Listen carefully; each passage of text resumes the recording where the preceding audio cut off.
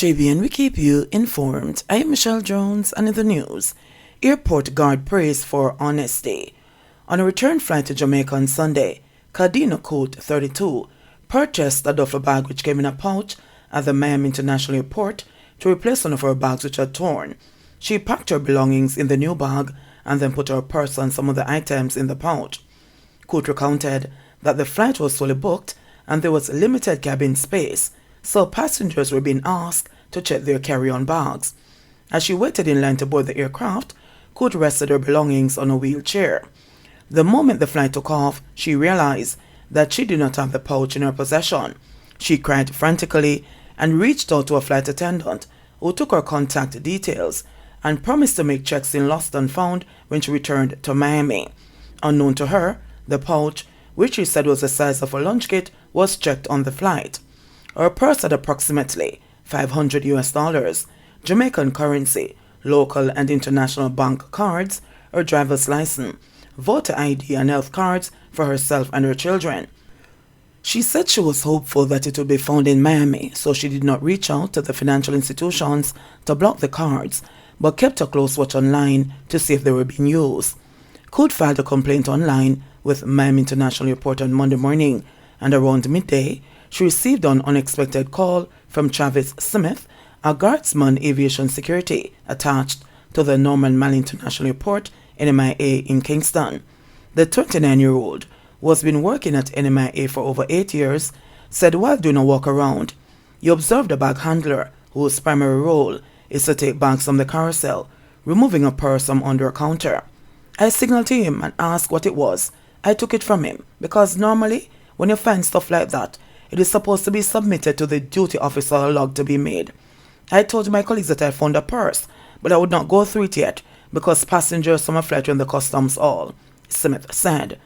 When the customs hall was cleared, he searched through the purse and successfully reached Coat via the contact number that was written on her COVID-19 vaccination card.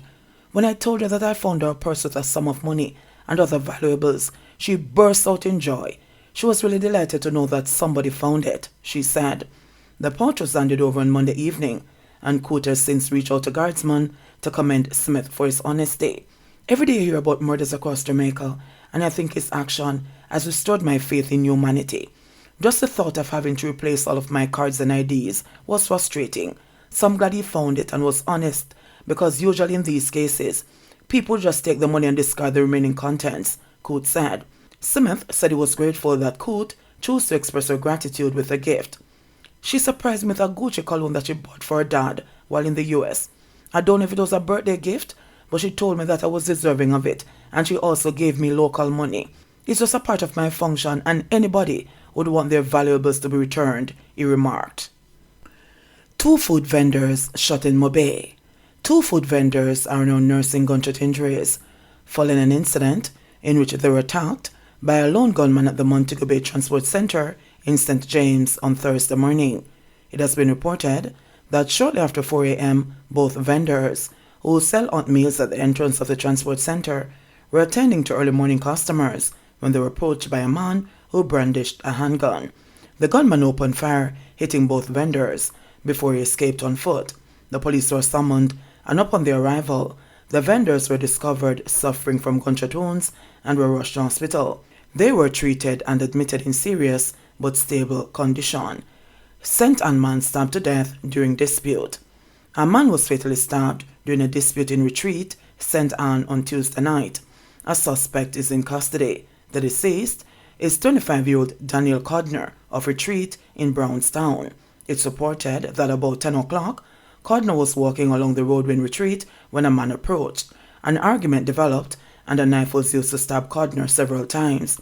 He ran to a neighbor's house and was assisted to the St. Ann's Bay Regional Hospital, where he was pronounced dead. The suspect was captured at his house. The murder weapon was also retrieved. Man who allegedly assaulted media worker to return to court February 16. Michael Marlin, charged with the assault of media personnel, was ordered to reappear in court on February 16 when his case will again be mentioned. The new court date was set after the probation officer yesterday, during Marlin's appearance in the St. Catherine Parish Court, informed the judge that the attempt to settle the matter through mediation failed. Attorney at law Stefano Matthews, representing Marlin on the court, decided on the new date.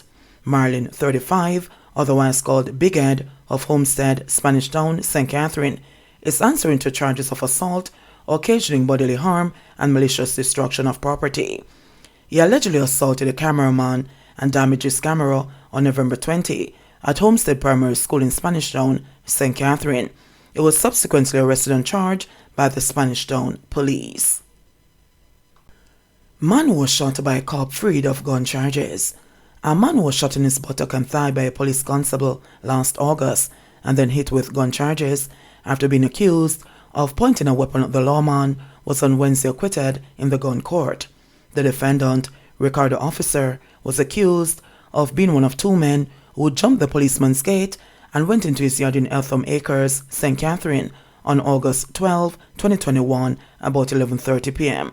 Officer was freed after the judge ruled that she was in doubt about what really transpired on the day in question based on inconsistencies in the policeman's testimony.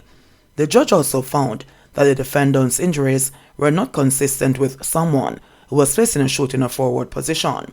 The defendant, who was charged with illegal possession of a firearm and assault, had been in custody since his arrest.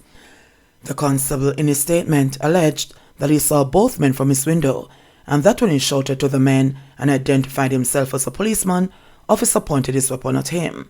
The lawman said he immediately pulled his licensed firearm and ordered him to drop the weapon, but he did not comply. The constable alleged that out of fear for his life and his family members, he fired about 6 shots at the men, and they turned and jumped back over the gate, exiting his yard. He said he called for assistance and Officer was held. The defendant, however, had maintained his innocence. During an unsworn statement from the dock, he told the court that he was running from robbers when he was shot. Officer testified that he was walking along Brunswick Avenue in Spanish Town after leaving a party when men held him up and robbed him of monies and other items. Officer said he managed to escape and was running through a housing scheme when he was shot. Officer later collapsed on the street and was picked up by police and taken to the Spanish Town Hospital for treatment before he was arrested and charged.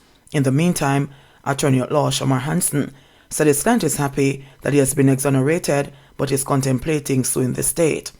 My client is very pleased and relieved with the verdict. He has suffered a great deal being in custody, in addition to being shot in circumstances where he never had a gun.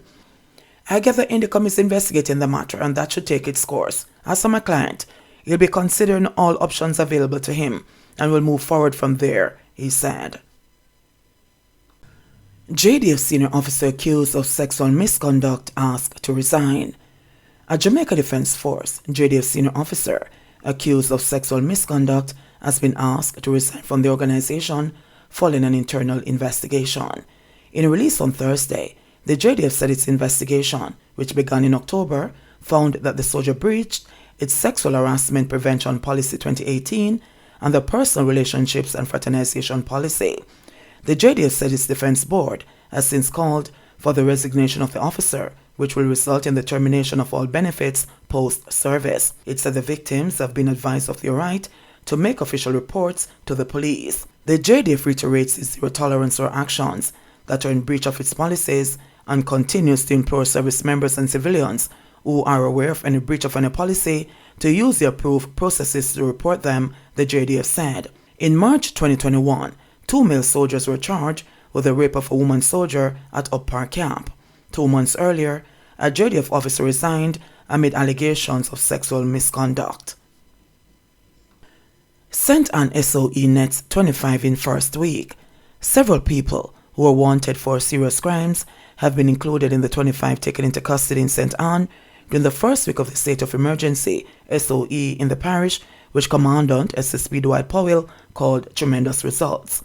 Speaking at a meeting arranged by the St. Ann Chamber of Commerce last evening, Powell disclosed that murders, shootings, and robberies are among the offenses individuals have been detained for as the security forces go after criminal elements. He hailed the support given to the police by the Jamaica Defense Force, JDF, indicating their help led to the success achieved. We are seeing tremendous results.